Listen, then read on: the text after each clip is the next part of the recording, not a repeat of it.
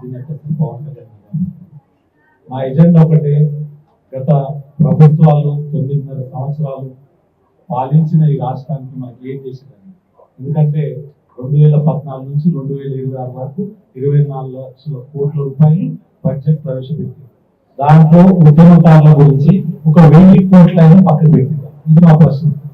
ఎందుకంటే అసలు ఉద్యమకారులు అంటే రాష్ట్రాన్ని వాళ్ళు కష్టపడి చాలా మంది అగ్నికి ఆహుతులైపోయి వస్తే వాళ్ళ గురించి ఏ ఒక్క ప్రభుత్వం మాట్లాడదు. దాని మీద మేము గట్టిగా బలంగా రాబోయే రోజుల్లో మాట్లాడతాం. 24 లక్షల కోట్లలో 1000 కోట్లు కానీ 2000 కోట్లు కానీ తీసి వాళ్ళ గురించి సంవత్సరం కింద తీయలేదు.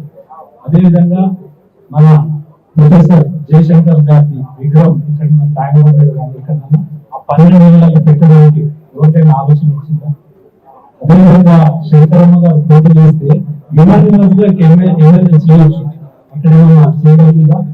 అంటే ఇవన్నీ ఎట్లుందంటే ఈ ఇష్యూస్ అన్ని ఎందుకు మాట్లాడుతుందంటే,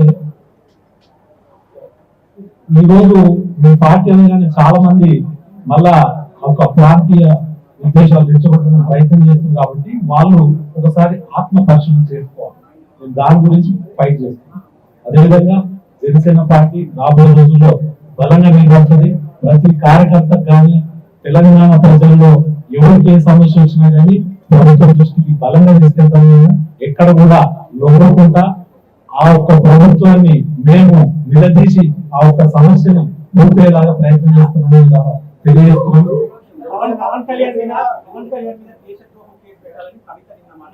ఆమె ఆల్రెడీ ఏది మన అక్కడ జిల్లాలో ఉండొచ్చింది. ఆమె టిఆర్ జిల్లా ఇవన్నీ మనం మాట్లాడడానికి లేదు. ఎందుకంటే చెప్తుంటారు చాలా మంది, ఒక నిజాయితీ పరుడు రాజకీయాలలో వచ్చినప్పుడు ఇటువంటి అంశాలు వస్తుంటాయి.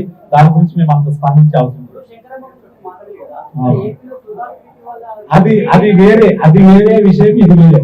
ఇక్కడ వాళ్ళ అబ్బాయి ఇక్కడ అగ్నికి ఆవుతైన వ్యక్తి, అతని గురించి మాట్లాడుతుంది. ఆ సబ్జెక్ట్ వేరు, ఈ సబ్జెక్ట్. దయచేసి దీన్ని కంపేర్ చేయండి ప్లీజ్. నెక్స్ట్ మీరు రాబోయే రోజుల్లో చూస్తారు. మా నాయకుడు ఒక కమిటీ చేసిన తర్వాత మేము ఏ రకంగా ముందుకు వెళ్తామని తెలియజేస్తాం. కాదు, ఇప్పుడు మేము మా ప్రయత్నం మేము చేసుకుంటూ వెళ్ళిపోతుంటాం. మనం మేము ఇండిపెండెంట్ పోటీ చేసినాం. చాలా చోట్ల 300 చోట్ల ఇండిపెండెంట్ పోటీ చేస్తే కొన్ని చోట్ల గెలవడం జరిగింది, కొన్ని చోట్ల సెకండ్ ప్లేస్ రావడం జరిగింది. మీరు తెలంగాణ పార్టీ కార్యాలయం గురించి తెలంగాణ గురించి మాట్లాడుతున్నాం. ఏపీలో అక్కడ జరిగిన 100% అది చూద్దాం ఆ సమయం బట్టి. రేపటి ఏం జరుగుతుందో ఇక్కడికి బయటకి వెళ్తారు, ఏం జరుగుతుందో నాకు తెలుసు. రాజకీయాలలో అర్థం చేసుకోవాలి మనము. రేపు పరిస్థితి బట్టి ఉంటాయి. ఇప్పుడైతే నేను సింగల్ గానే వెళ్ళాలని ఆలోచన ఉంది.